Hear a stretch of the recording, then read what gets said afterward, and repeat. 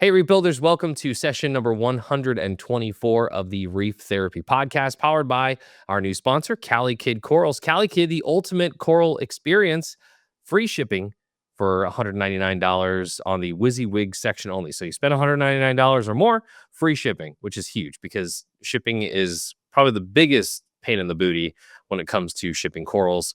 And it's that extra $40 or that extra $50 or $60 sometimes, but not in this case. Free shipping at $199.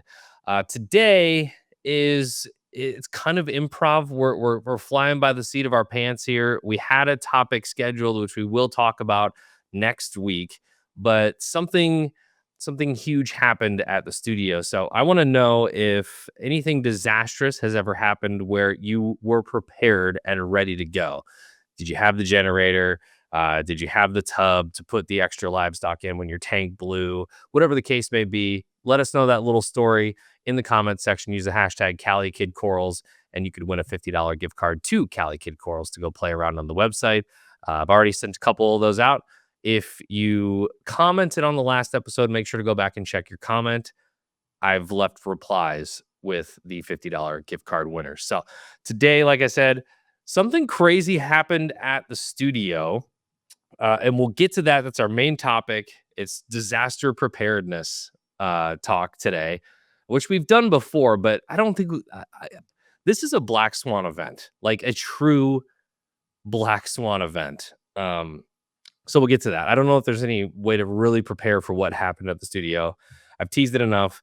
I do want to mention that I am going down the trace elements route. Bless you, Salem. Thank you. Sorry, it's cold in here. I've had your consultations. I've talked to Chris Wood over at Captivate, and I think we're doing like a pseudo moonshiners method, but Chris Woods. What's the differences between these two things, Salem? So they both rely on ICP testing to have single element dosing. Except Chris Woods is a smarter way, I think, to do single element dosing. So Shine, Triton method, whatever type of balling method you have, a lot of the times for the weird minor traces, you're adding single drop a day. And instead of doing that, Chris says, here's the ones that we can combine chemically that will not precipitate. And I've got different bioavailable or chelated forms of those, and you can mix them all together. Here's the calculator. Put them all together into one standard solution. So no more drip drop, tick tock. Put it on a doser, be done with your traces. Besides a couple that will always react. And those you'll have to figure it out. But those are kind of odd ones that aren't really consumed in most systems. So, I think it's a much more streamlined way to do everything that you do with other single element dosing trends. Yeah. So I think what kind of piqued my interest was, okay, so I'm got a bunch of acropora in my tank now, and they're there, but they could be doing better. They could be growing faster. They could be, just doing something other than just being a frag. And I think a lot of hobbyists are probably in that same boat where you go out, you get your first acropora frag. You're like, I'm keeping this alive. Like it's just status quo right now, which is fantastic for someone that has just dipped their toe into SPS for the first time, or at least in the acropora world. And so you get to that point, and now I've been at that point for a while now, for maybe a couple of years, and I just want these things to take off. I realize there are different, growth patterns, and some are slower and some are faster. Green Slimer is not speciosa, those kinds of things. But I just want these to proliferate in my tank. And we went to Underwater Wonders. If you missed the video, that video is out now of their success that they have, that local fish store in Fort Collins. And I think that was the true testament, the true testimonial that I needed to start going down that route, because they not only do it for themselves, but they do it for all of their clients too. They said they ship off, what was it, like 40 ICP tests a week or something like that? Oh yeah. And they've got, they have like Otterbox. They have really large corporate clients where they've got to do a good job. Yeah. So they showed me all the charts. They let me in on their charts, what they use, what they don't use, their workflow. So I'm hoping to kind of just plug and play on that, and then, hopefully tweak it over the next 6 months to a year. I've stocked up on Triton tests. I took a part of this. I took part in the saltwater aquarium deal that they had 3 for $99 or something like that. So a few bucks off here, but what I'm wanting to do is stock up enough Triton ICP tests to have enough for next year in January, so I'm good to go. Because I think a lot of that's a lot of the pain too, is the financial pain of, well, now I got to buy an ICP test every month, and I got to know what's going on in my tank every month. If you're an LPS tank, softy tank, this is not going to be the route you want to take because it's just going to be too much work. Like, you just don't want to do this. But I'm doing this because I work for Reef Builders, and I kind of want to tinker. Like, I want to try this and then document the entire process from my perspective, which, I would classify myself as an intermediate reefer, enough to know what I'm getting myself into. But also, if you're on the fence too, this might be something that you'd want to try in the future too. So I'm venturing down that road. Not everybody has a Salem in their back pocket like I do. So I've already asked him many questions. He still has not charged me for all the questions that I've asked him. Keeping track Uh, of the time. How much do you charge per hour? Is it like, are we talking like lawyer fees here, or yeah? Because I have no time now, yes. I um, set it high enough to where people run. that's a good method. Tamini tank still doing good. Pipe organ still doing good. Haven't had any CUC casualties that I know of. That tank, the Solomon tank, seems to be rocking and rolling since the last time we talked. Red Sea's going strong. Had a little struggle with the 10-gallon clownfish tank with the NEMS. Lagoon's doing fine. Everything's just it's in cruise control right now. I hesitate to say that because when you say that, then everything goes downhill from there. But yeah, we'll see what Don't happens. I know it? 2025 is hoping. I'm hoping for 2025 to be a very good reefing year for me and to discover and learn a lot. So that's where I'm at. That's kind of the status update in my life. And Salem, why don't you tell us? I guess we could start with our phone conversation the other day, because you and I were just on the phone, just brainstorming some ideas, things that we could do in the future, things for next year, maybe some trips in the process, things like that. What I was gonna film that day. Yeah, what you were gonna film I, that day. I think I said the words of I think it's finally ready for a studio update. I feel good. Cleaned it up. And then the car hit the building. He's not lying. Like this, in that moment, I heard a huge boom on the phone, and there was like a delay, and you were like off mic at this point, and all I hear is, "Holy shit! Holy shit! Oh my, some dude, Remy!" And I was like, "What's going on, dude? What's going on, dude?" And and you were like, "You dude, call Rob right now. I think we just had a tank blowout. Just call Rob." And so I texted Rob and I said, "Hey, I think we just had a tank blowout at the studio." And as all the information is coming in, that is not what happened. Salem, take us through the discovery of what actually happened at the Reef Builders studio, December of 2024.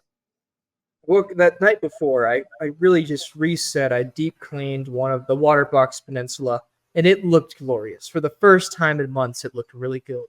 I woke up that morning and I thought, I think I finally got the studio cleaned up to film a video. I think I'm going to do an update video. We got the new Tune 6075 Wave Maker. I'm going to review that. I've got the new Triton feedy products. Finally, I can film in this space. It's all dialed in. You sent me video too. You were so proud of everything that had been happening, right? I got it all cleaned up. It looked great. It looked the best it's looked since I've seen it, I thought. And then I started on the phone. I'm like, okay, I'll call Remy and walk through what we need to do timeline-wise for the videos.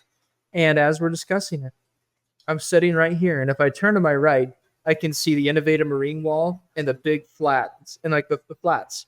And I just hear, and then I see a wall of water come from the flats, and they scooted out like 4 feet. And I was like, did I hook up a CO2, like a calcium reactor wrong? Like, did the CO2 canister explode? Did the tank blow out? What happened? All the plumbing snapped to the sump, to the Innovative Marines. There's hundreds of gallons of water gushing out on the floor. I go unplug everything, turn the shut-off valves, and then I look at the wall, and the wall is caved in. It has been pushed in. The whole wall, like with the windows, is like blown out. The innovative marine, like they all, everything is compromised. Everything got compromised on that wall. I had like 12 phone calls at this time. Like Raj, Rob, I call freaking Remy, I call Sean, I call everyone. And then Remy, I get back on the phone. He's like, well, I'm like, because it just snowed the night before. I'm like, is the wall integrity compromised? Like, was there too much snow on the roof and this was poorly constructed and it finally gave in? What is the whole building gonna fall down? Do we need to run out of here? And then Remy's like, well, wait, there's an automotive place right next door, and they have a lot right where the wall is. I was like, oh yeah. So I ran in there and like around the freaking flip flops. I didn't even know my shoes yet. It's all snow on the ground and pajamas on. I had just woke up and started going about my day. And there's just a group of people out there. I'm like, did a car hit the building? And they're like, yeah, a car hit the building. I was like, oh.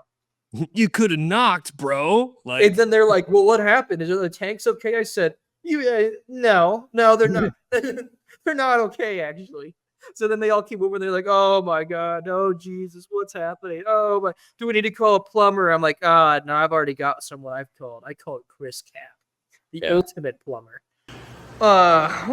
Here is our nice December morning. I was writing some articles, and a car hit the side of the building. Heard an extremely loud noise. I thought somehow the calcium reactor's CO2 tank had exploded.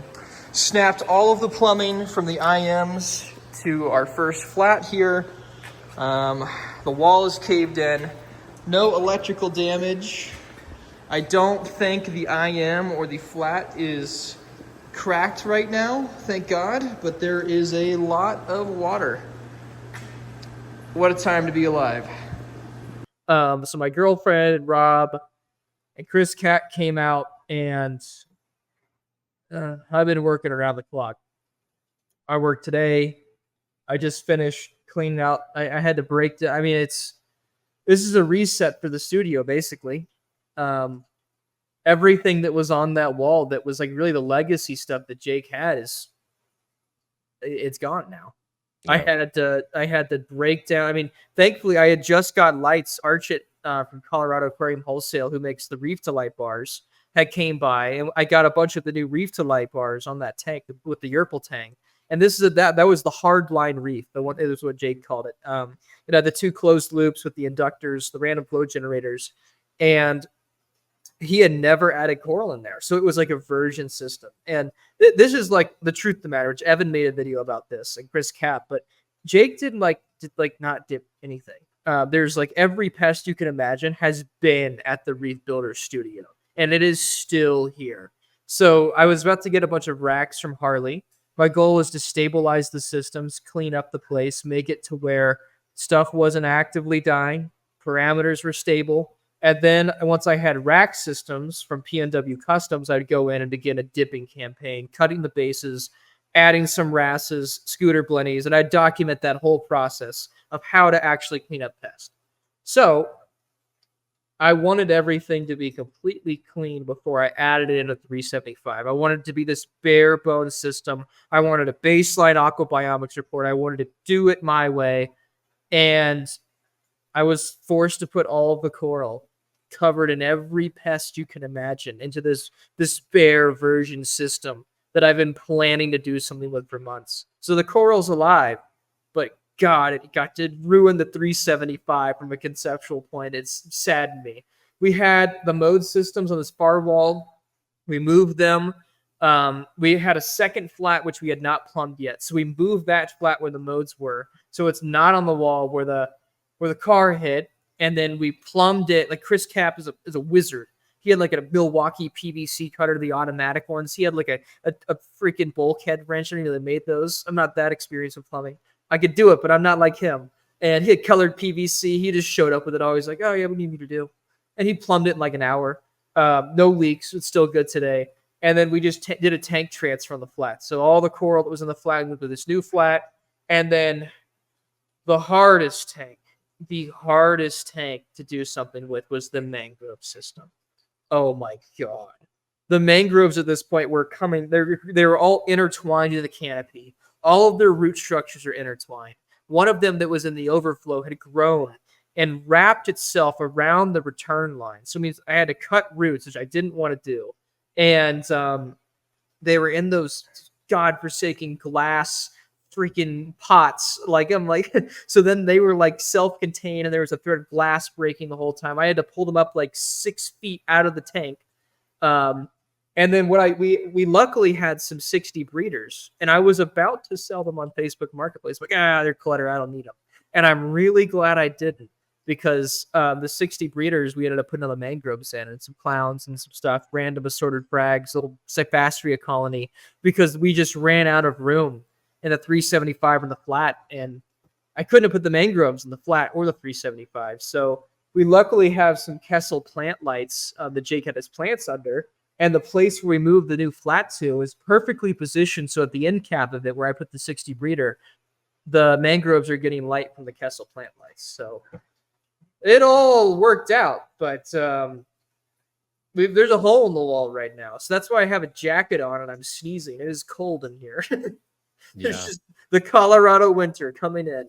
First of all, huge shout out to Chris Cap at Aquatic Art. Yeah. Also, Rob Muget stepped in, helped a lot. I know volunteer Zach came in today to help out. So, and Chris gave up his entire day, and I don't know what he had on his schedule to do all the things. He had a dentist office on his schedule, and Nicole had to take it. So yeah, he had to FaceTime Nicole and help her walk her to the ATO system. And I was like, oh, I felt so bad. Yeah. Chris is heavy maintenance on the first half of the week, and then he's in the store. I think they're open to the public. Yeah, Friday, Saturday, Sunday, or Saturday, Sunday, or something like that. But Chris, yeah, he's been an advocate of Reef Builders and a longtime friend of Jake and everything. So shout out to Chris Cap at Aquatic Art he's in Highlands Ranch. Yeah. So go check out that shop. Rob's wife came, my girlfriend came. We really had full hands on deck, and everyone was helping. I mean, it was Rob's wife was like holding coral and passing it to. I was taking it out of the the innovative marines, dipping it, handing it to her. She handed it to Rob, who's on a ladder, placing a 375. Avery was like mopping up the water as it was pouring out of tanks. And then Chris Cap was plumbing away. Then we had electricians that came in here, like emergency, to like turn off they could snap the electrical lines. Then they had to go and run the furnace to another circuit that was active. I mean, it was a crazy day. Yeah. Everything was flooded. Everything got flooded. To kind of give a little bit more insight, no livestock was lost in this. It's mainly just equipment and aquariums and things like that. There's some acros that don't look happy. I mean, there's probably is some livestock that was lost, I would assume, because the flats, all of the equipment got stoked from the waves. So like all the wave makers, I plugged them in and they started smoking. I was like, oh shit. And like I didn't realize at the moment. So I mean, luckily we had the new Tunzi wave maker to review. So I said, all right, everyone, emergency unboxing time. I threw it on the tank to use it. So there was a little bit of flow, but I mean, it got pretty cold, and so there's probably some fatalities for sure. I'm looking at stuff right now. I'm like, yeah, there's some RTM on some colonies. So, and we didn't lose everything. I think all the fish are good, inverts and stuff. All the abalones we got. Yeah. Oh my God, they're so hard to move. It was like 20 pounds of force of them attached to like the hardest suction cup in the world. It would not move. Yeah, Jake loved his abalones, that's for sure. They're cool. Or thinking about the front end of a car in the studio. It didn't actually get through the wall, but it pushed the wall far enough to move. Like the flat full of water was a ton. I think it's a 480 or 500 gallon system. Yeah. And it just moved it like it was nothing, like probably 4 feet off the wall. Moved the sump that was completely full. Just everything just jutted out. So I then in some of the video you can see like the pipe just snapping off of the bulkheads of the tanks and everything. It was wild to hear on the other side of the phone. And then I remembered, because we were still unsure as to what was going on. And when I was growing up, the 12-year-old girl that lived next to us decided that she was going to try out the parents' car from their driveway.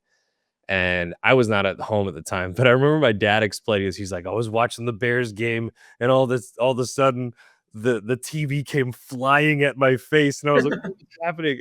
And that's why I was like, maybe there's a car. Maybe they're like, do we get hit by something?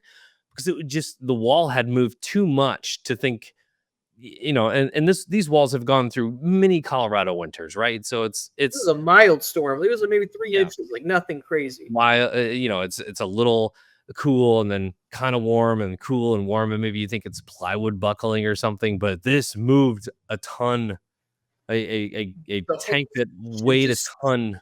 splintered out. Yeah. So I guess the story is that the uh, one of the employees, a woman, got into the car and the brakes went out on the car, or maybe she started I sliding. still don't even know. Yeah. Something they had. It's like a mechanic shop. They had an employee's car or a client's car. Like the brakes went out, or I don't know. I don't know what happened, but it happened, and that a Yeah. car went to the side of the studio, exactly where the biggest system was plugged. So, and I had just spent 4 hours doing cord management, which now Yeah. I'd still have not undone because I did too good of a job. Yeah. That's the trouble that you get yourself into with cord management is you tie it up all neat and tidy, the zip ties and everything, and it looks good and it's functioning and everything. And then you have to remove the return pump, and then you have to go through all of what you just did to pull out one cord or one wire. So that's And I the mean, other like side. everything is just, I can't even see it. I'm too big. It just exploded. Everything that was all organized and put away. Yeah. I had an organizational system with like labeled bins underneath all the flats. It's just everywhere now. Yeah. So I don't even know if I tried to film stuff, but I don't even know if we'll have an update video. We might, it depending if the footage is good enough. That's up to Remy. But there's probably going to be video spliced in here at least, if not. But it's suffice to say, I'm not doing the auto tester review anytime soon now, or like anything, because I have to figure out. I have to take apart. Basically, we have to move every single everything, all of Jake's things that he put up, that to hang the lights, like the L brackets, all of the cord management, every single thing mounted in this wall, all the tanks, everything has to be moved from this wall. Then the wall has to be repaired. They have to redo the electrical. I'm probably just going to redo the floor at this time. I've been wanting to redo the floor and just repaint it and reseal it. And if there's not tanks on the floor, then this is the time to do it. So things are probably going to look a lot different at Reef Stock Denver this year. I was hoping it was going to be in a very good way. And I guess it still can be. There's probably a silver lining in all of this. But in the moment, we're down every cool tank that Jake set up besides the peninsulas. So it really is a blank slate. We still got his coral. I say all the coral that was like really special, Gardenoceras, Blastria, the grafted Hironensis, the St. Patrick's Day snake polyps, I grabbed them immediately and put them in the most stable tank. I'm like, the rest of it, we have frags somewhere else. But these are unique. I am saving them right now. So Yeah. the really priceless stuff I got put away. We have an amaze ball still, like all that stuff, rainbow splice, all that got tucked away immediately. Yeah. But The 375 is now filled out, huh? not the way I wanted, but yeah. Yeah. Yeah, I mean, it looks fine. It's just hodgepodge of like.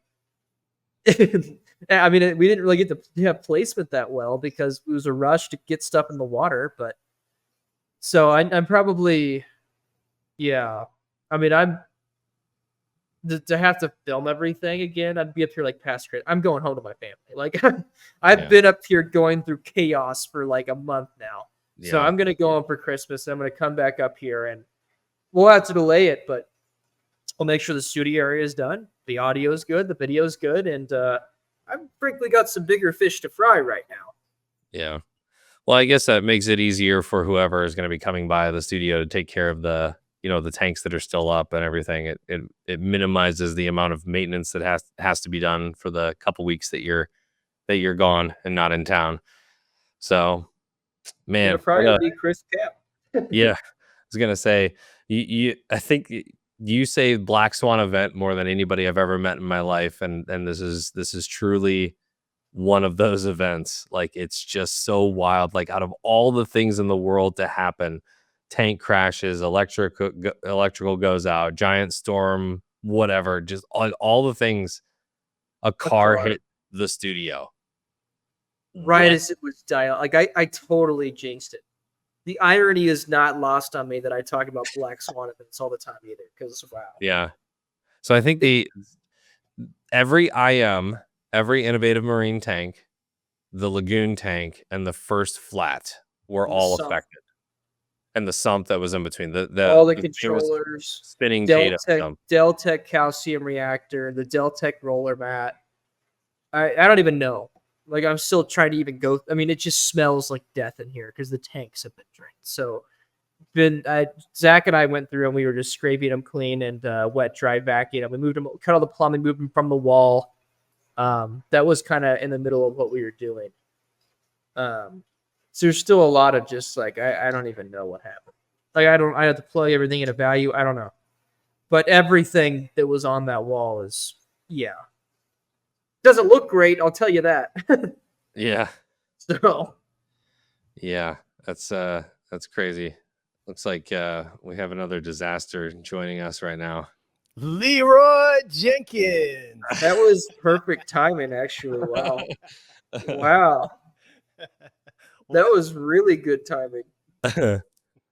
There he is. Raj, I don't know what he was doing. It's probably something highfalutin and fun with catering involved, but he has now joined the podcast.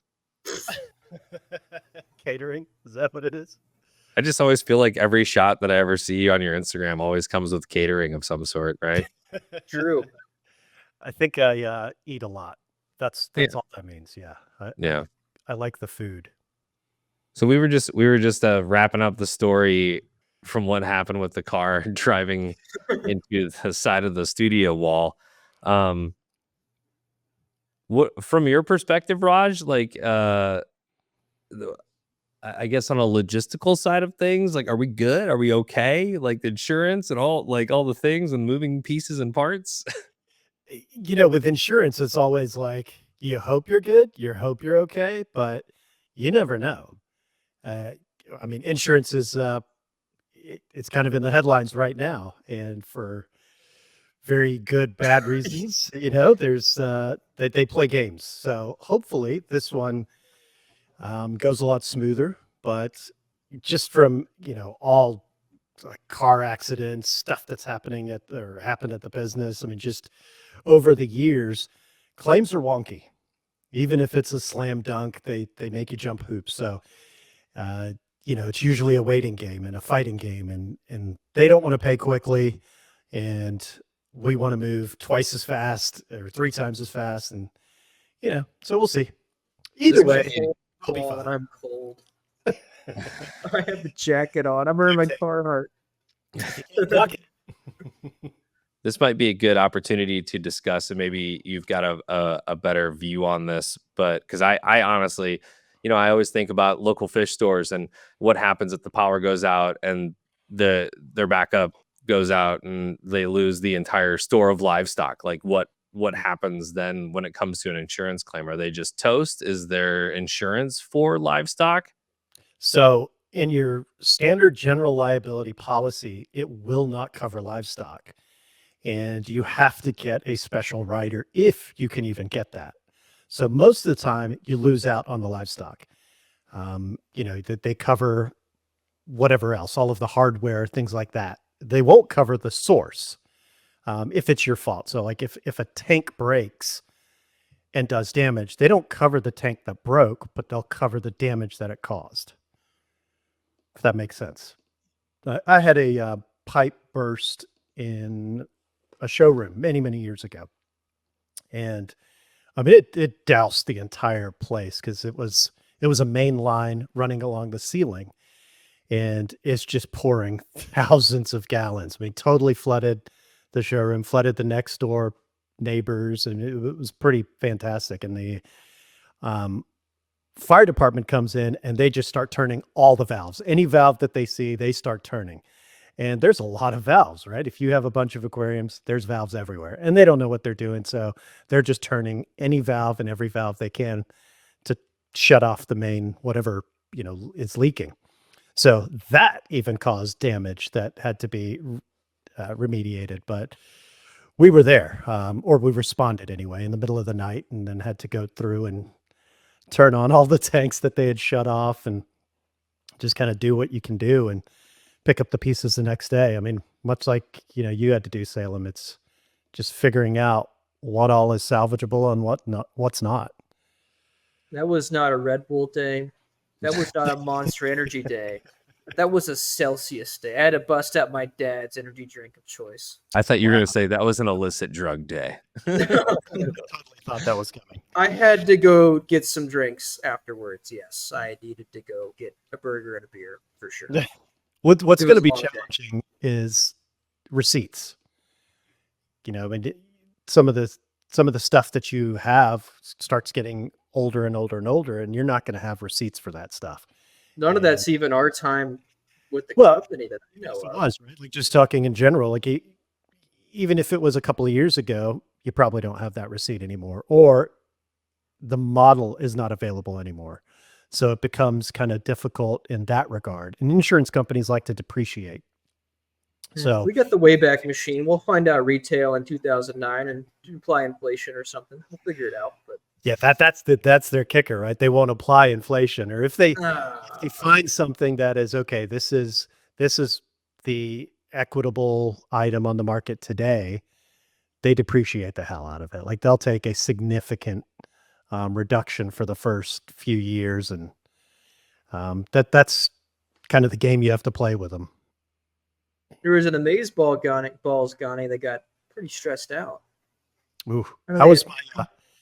You were hanging on to my Patek under that tank. How did that do? It's really looking to quite. I think it got crushed. The wash face itself is shattered. For those that don't know what a Patek is a very fancy watch to the tune of $30,000 to $50,000, depending. Right on hand is mangled. Gold plating is scratched. Yeah, that can't be replaced. It was. From your father, I thought, yeah, it was It's like, oh, I just emotional damage actually claim. have the receipt here for that, and the box and papers. Everything is it's all available to me. Custom made. Yeah, don't engage in insurance for fraud, guys. This is all for parody and joke and all lawyer terms that would alleviate us from any of that. Oh, okay. Oh, I got packages. Hold on. Ooh. Sorry, I was A live package delivery at the studio currently. I'm kind of curious what it is. Well, I hope he comes over with it. I don't know if I want to know. What is it? What is it? What'd you get? Amazon guy came to deliver all the Christmas presents I ordered for my family at 7:00 at night. I was very scared. He just came in and said, "I have packages," and I was like, "What's happening?" You're rocking and rolling, man. I was Yeah. talking to you on the phone during that call that everything happened, and somebody pulled up in I think it was a budget rental truck. And we're at that point of the year where U-Hauls and budget rental trucks are being utilized to deliver UPS and FedEx packages, which is fun. I don't know. And they got runners now. I think I was on the phone with Raj when I was like, oh, the UPS guy, there's 2 of them in there, and he's got his own runner. That's fantastic. Tis the season. So I guess we've talked about insurance. We've talked about what happened. Salem, do you think that the studio was prepared for something like this? Do you think? I mean, I don't think you can ever be prepared for a car to drive into the studio, but in the case of a general emergency, do you think that we had what we needed in there? Some of it was like we had it, and it was something we could realistically have on hand. But there's a lot of luck too, right? If we would not have had another 8-foot by 4-foot flat, identical model to the one holding all of that coral right next to it, empty and ready to be filled, yeah, I don't think we would have had what we needed. But we happened to have that. We happened to have the 60 breeders came in handy. We had a 375-gallon tank that was just empty that just happened to have new lights on it. So there was we had a Chris cap There was a lot of luck involved for sure. Um, yeah, I mean, like if you're someone like Sandler or something, right? Like you have a huge system, like I don't even know how you prepare for something like that. It's not like you're gonna have a duplicate empty one right next to it, ready just in case. I mean, there's just when you have that massive amount of coral and water volume, if you don't just happen to have other systems that are empty enough, that's a you got to call the LFS or something. I mean, that's a pretty sticky situation, and there was a lot of luck here, I think, for Yeah. sure. What would have been nice to have? Let me think here. I know that can be that's a very wide, like, would have been nice to not have a car drive into the wall. But Yeah, probably like a moat around the studio. That would be good. with No, crocodile. I honestly think we somehow had like everything. We had a bunch of extra plumbing supplies, ton of PVC glue, thread tape, all of that. We had a bunch of extra heaters and wave makers. We had like the older Magnus stuff. So we had a bunch of like the CJ Ultra Zeros we could use to move water in drain tanks. We had a bunch of extra like Reef Primer Polyp Lab dips so I could dip the corals on hand. I mean, really, time. Like I wish we had more time to move it all. I was stayed up all night last night, but I guess okay. The one thing that I wish we had was some type of modular mounting option. For the lights because Jake has the L brackets over here, and now where we move the new flat, there's not those at all. And because the tanks have a Euro brace on them, it's really tricky to get any type of traditional mount for a light. So you have to hang them, and we don't have any type of hanging kits that will reach far enough to hang it from the ceiling. So I'm having to get pretty creative with lighting on this tank in the next couple of days. I've got some ideas. I've got the overflow has like one lip I could put stuff on, but yeah. So I guess options for lighting, maybe some like long strip lights I could have laid across the width of the tank. Something like that would have been better than nothing. So that's what I'd say we did not have. I think you can get away with nothing on lighting for a little bit. We can. It's just, there's just time between those two things. So if we were going to have it completely on lock, we would have already had something that we could have applied. Strip lights, or we had a rail system already ready to go, or whatever. But so that's the only thing that we really had to compromise on is lighting. We had extra return pumps, extra skimmers, everything. We were good to go. Yeah, my biggest concern was that when I was there, we did the mask frag swap and we got rid of a lot of extra stuff from the studio. That almost screwed us over. And We somehow found a power supply to the CJ Synchro return pump we had that was on the fish only system because I had neglected stripping it yet because I forgot. So by like the graces of God, we somehow had a power supply. Yeah, but I remember we got rid of we sold the tub, the 100-gallon Rubbermaid tub to somebody, and that probably could have come in handy. And I had a tub for a little bit when I was in transition between the Red Sea and my old frag tank, and I was like, gosh, where am I gonna put this thing? We're gonna put a 100-gallon tub. We're gonna store it in the garage. Well, I made a shelving system in the garage over the summer, and I just put it up on top because I knew the second I got rid of that thing, I was gonna need it for something, right? So I think that depending on the size of your tank, you should also have a couple vessels that you can put things in just in case that would be around the same. So it doesn't have to be the exact same 20 size. long, right? You don't have to have all the rock in there. But if you're just trying to you just need some rock in the coral. The rock dries out, bleach it, start over. You already got live rock to rock with, So you really just need enough space for the coral you have, and that's probably not representative to how big your tank is. For us, it's all in racks and grouts, so it's a different story. But for a display tank, probably get away with a smaller system than you think. Yeah. You could also use your bathtub. For how long, Raj? Until your wife or spouse gets very upset. Until Perhaps a sink. But look, in an emergency, or if you don't Yeah. have tanks and things like that, I mean, what's something that's going to hold a lot of water, have space? Bathtub, Bathtub. All right. Kiddie pool. That'd be a cheap. Go to Walmart. Yep. Excavate the backyard with the backhoe you have on hand conveniently. If you have a tractor, Line it. you always have the feed troughs. Oh yeah, Those are True. good. Pretty solid. Yeah. This might be an excuse for hobbyists to go out and get another vessel for Christmas for themselves. It's always fun to maybe get a little something like those little 50-gallon Rubbermaids that they have that you could turn into a frag tank if you really wanted to. The shallow 50 gallons, those are always convenient. But yeah, do you regret getting rid of the tub in those moments, or does this really all hinge on the fact that the 375 had no coral in it? I really don't regret getting rid of that tub. It all worked out. It all worked out.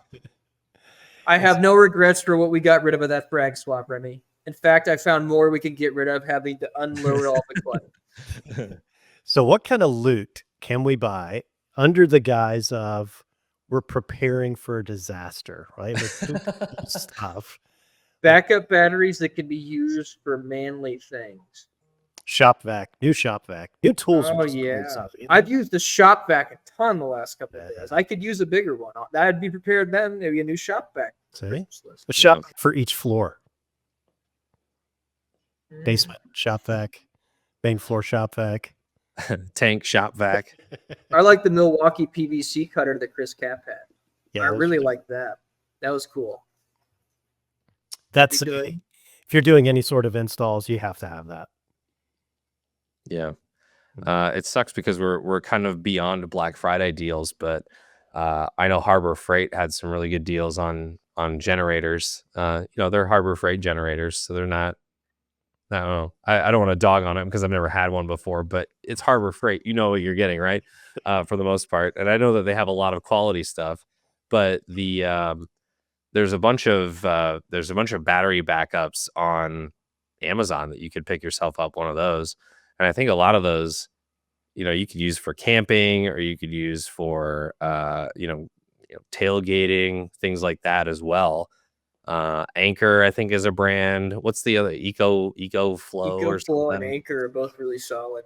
Yeah, and I would kind of shy away. And I saw this under someone's tank recently. One of the computer. It's a I've seen computer the backup. UPS systems. Yeah, I've seen that before. It'd probably do fine, but I saw it in someone's sump, and I was like, that is not gear that is designed to be in that harsh of a, you got evaporation going on, you got water, you got moisture, salt water, all things that are not awesome for technology. And I don't know that the Anchors or the EcoFlows are more prepared for that, but you probably wouldn't want to put that underneath your sump. I think you can charge both those like an hour though.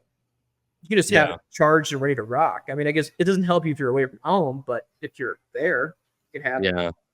So if you're handy, you can buy RC car batteries and wire those together, and it's a lot cheaper than the battery backups, and they hold a lot of power. I went down that rabbit hole looking for, I guess, backup battery packs for cameras, as I was trying to plan a trip into just way north into the Arctic Circle to see the Northern Lights. And I want to take pictures and video up there. And in the cold, your batteries don't last as long. So, the ones that are made for photography are just stupid expensive. And for a one-time trip, I'll probably never use again. I started going down that path and came across that little DIY thing on Reddit. Salem, do you find that every time that Raj is on these podcasts, we find out just how worldly he actually is? Like, and when I say worldly, I don't mean just like I went to England. No, Arctic Circle. Okay. He did say that he didn't like Louis Vuitton. He liked what he liked last time. He mentioned the Patek. We saw his globe. I mean, they're really, we're learning a lot about the background character here. Okay, so I never made it to the Arctic Circle, okay? I was planning, and It's still on the bucket list? Did you make it to the Southern? It's still on the list. The trip is still, I have everything teed up now, and I'm going to do it. I thought it was like, I didn't get to the Arctic Circle because we actually went south to see the Aurora Borealis. We also went to Patagonia on that trip. Well, what I did do, instead of the Arctic Circle, we ended up going to Banff. And all right. Beauty. It was pretty fantastic. I think, Remy, didn't I text you pictures from Lake Louise? Yes, you did. I did. It was so beautiful. Awesome. I'm so happy for you that you get to do those things. I'm stuck here with a hole in the wall, and See, here's the thing: is that Raj takes Sanjay to everything. He doesn't take any one of us. No. Sanjay goes with Raj. Sanjay went to Brazil. Yeah, Sanjay went to Brazil. Sanjay gets me the senior citizen discount when we bought. Well, That's in funny. 2025, I expect at least one trip with Raj to an exotic location. Maybe Brazil. Wherever, dude. You're buying. So It's in Tonganoxie, Kansas, actually. nope. Nope. I know what that's like, probably. I can guess. We'll need to put that on Gustavo's tab. There you go. Everybody's texting Gustavo right now. They're like bringing like three people next time. Your bill just went up. He's 3 people. He's like, no, come. Oh, he's awesome. He would totally. Yeah. He seemed cool. He's awesome. Yeah. So is We should Ricardo. go. We'd have a great Is time. is Carnival in Brazil? It's in Rio. Yeah, in Brazil. Rio. Yeah. So Yeah. we'd have to should go take then. a flight, but it's doable. I don't know if we ever Amazon. make it back though. Yeah. I think if you go to Carnival in Rio, you just die. Do you know someone that went and came back? I don't. Hopefully, you die happy, but you never know. Yeah. Well, we got drones over New Jersey right now in Chicago, and might Yeah, as you well. got drones, huh? Uh-huh. Yeah, just go check that out in South America, and maybe that's where everything ends. So. Yeah, maybe so. Back on topic here with disaster preparedness and things like that. I will say that we've talked about this on the podcast before, but last summer had a freak storm come in, knocked my power out for 3 days. I had a generator. I felt at least content that I had flow going in the tank and everything. It was the summer, so it wasn't too difficult to keep the water temperature in a reasonable area. I think it was like maybe 76 to 79 those 3 days. I didn't have to run heaters or anything, but the peace of mind that having a generator, having a backup battery, having just some sort of plan in place if stuff hits the fan, and it will at some point. Your electricity will go off. I promise you. If it hasn't, it will. And I remember when I was a new hobbyist, I was always like, it'll never happen to me. It's happened multiple times, and you just have to be prepared. And I would say, if nothing else, go to Amazon tonight and buy those battery bubblers. Just get 2 or 3 of those things. I think they're like $10 a piece. There's rechargeable ones now too. There you go. They have like a 36-hour battery life. I forgot who Save the got earth. some here. I think Eheim maybe. Yeah. I think there's a bunch of brands in the hobby that make them, or they make them for boats, for live Just well. go to Cabela's or Bass Pro and go to the fishing section where the bait is. You can buy them for like the bubble bass ones, whatever they're called. Yeah. Buy those. Yep. So I there you think Probably one also. of my favorite things. Oh yeah. I'm gonna have to use them coming up here, bringing some up here for my tanks, and I got a moray yield to move 8 hours. go. It's gonna be an experience. He'll be fine. Sure. Yeah, he'll probably be- It's time to talk about insurance, like to make sure you have enough insurance. on my yield. As the years go along, like if you no, I guess I'm not. Side thought. If you're a homeowner, your home goes up in value, and after X number of years, you might be underinsured. So, get insurance. Update your insurance. Health insurance. Nah, you don't need that. True. It's overrated. They're going to deny the claim anyway.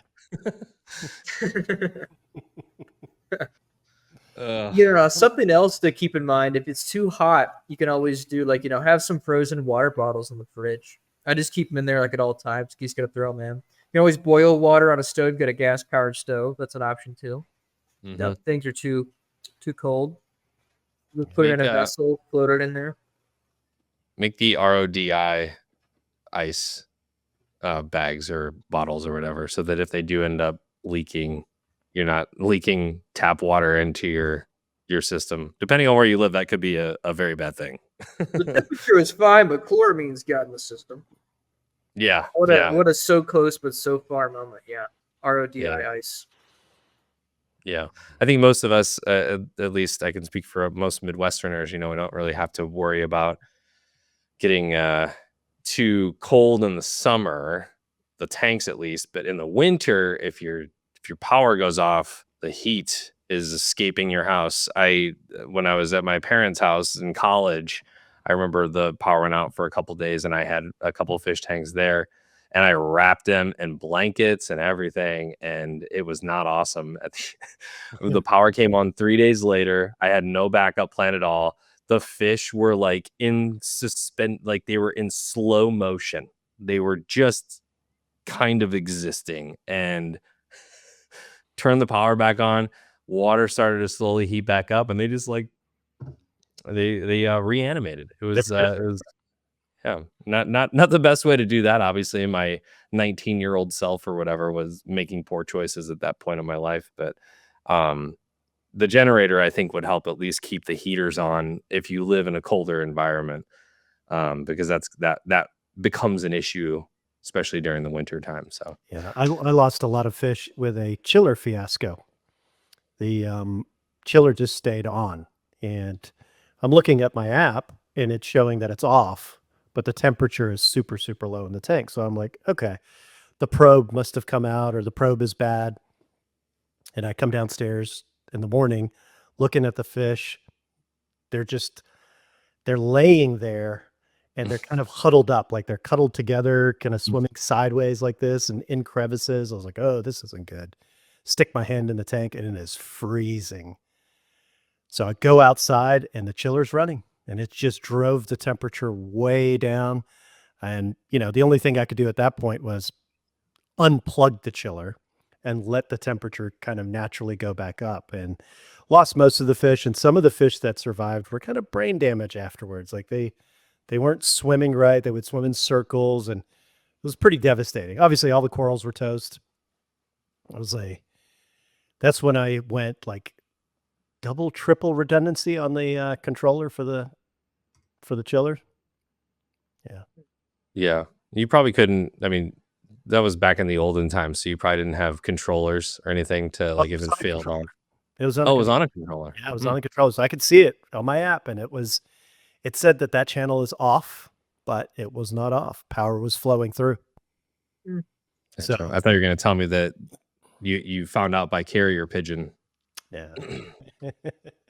No, I would have a Renko in between. That way you can still kind of monitor or control through the controller, but your Renko is your fail-safe. Yeah. Yeah, how do you have redundancy for a car? Guardrails. Yeah. Dude needs to install legit those cement posts on all sides of the building now. Honestly, like I feel like that's something we could ask for. Yeah, it probably wouldn't be too much of a cost to do that. I don't know how much those cost, but I'm actually surprised that they don't have them in front of Coda and in front of Reef Builders as it is. It's kind of on a hill. Yeah, Coda, everyone could be wiped. That's one drunk driver. Yeah, there you go. Yeah. I'm surprised that it hasn't happened. I thought that's what it was. Like I thought it was from the front, that it was a Coda, a custom that's lit that just came right through the front. But they usually just walk in and start trying to talk to you. That's usually what happens there.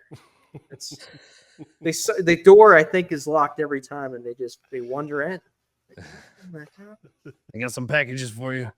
Yeah, there was the package person. Yes. Yeah, Salem, I have a package for you.